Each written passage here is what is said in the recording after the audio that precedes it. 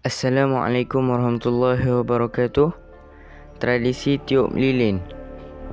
Jom kita saksikan. Bertambahnya umur bagi sebahagian orang memang menjadi saat yang ingin dilalui dengan penuh kebahagiaan. Mengundang sanak saudara dan sahabat, makan bersama, hadiah-hadiah yang datang silih berganti dan banyak lagi. Salah satu hal yang seakan-akan sudah menjadi tradisi dalam acara ulang tahun adalah meniup lilin. Rasa-rasanya sebahagian umat Muslim pun masih melakukan hal ini. Namun, bagaimana Islam memandang hal tersebut? Bolehkah? Atau hal tersebut merupakan sesuatu yang dilarang? Dipetik dari laman merdeka.com, tradisi tiup lilin sudah lahir sejak zaman Yunani kuno. Dalam sejarah, disebutkan bahawa menyalakan lilin adalah sebuah acara khusus untuk Dewi Bulan yang terdapat dalam mitologi Yunani, yakni Dewi Artemis.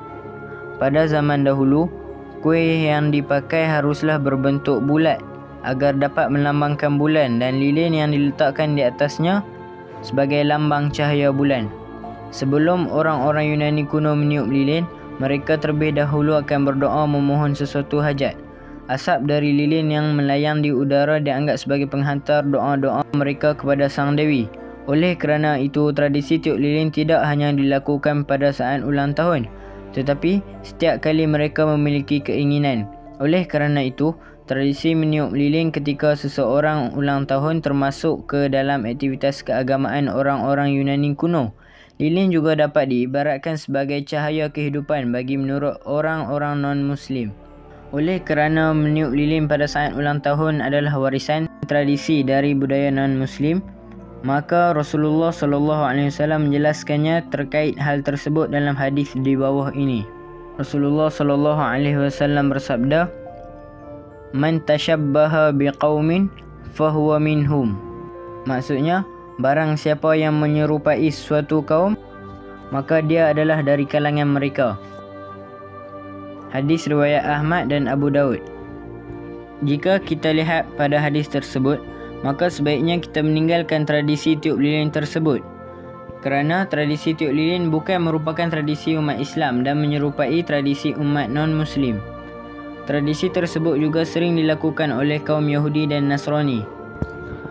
Rasulullah SAW tidak pernah mengajarkan atau menganjurkan tradisi perayaan ulang tahun, termasuk di dalamnya tradisi meniup lilin.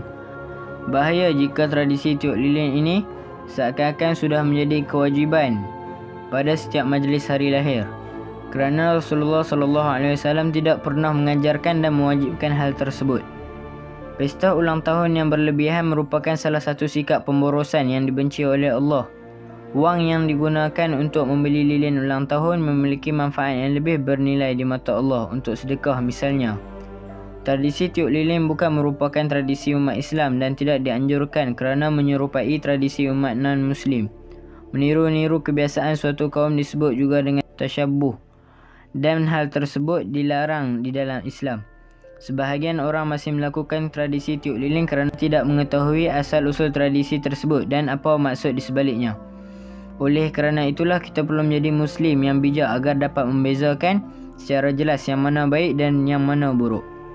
Akan menjadi masalah jika kita menganggap hari bertambahnya umur menjadi hari yang istimewa. Namun harus kita sedari bahawa di hari itulah umur kita pada hakikatnya berkurang. 1 tahun dalam hidup kita telah berakhir dan tahun demi tahun akan terus berganti. Lebih baik jika hari itu kita jadikan momen untuk mensyukuri kurniaan Allah yang telah menciptakan kita dan membuat kita lahir di dunia ini. Mensyukuri kedua orang tua yang telah menjaga kita sejak keluar dari rahim ibu dan mensyukuri setiap masa yang kita telah lalui. Sekiranya anda mahu menyambut ulang tahun kelahiran anda, tidak ada masalah dengan hanya membeli kek dan memakannya.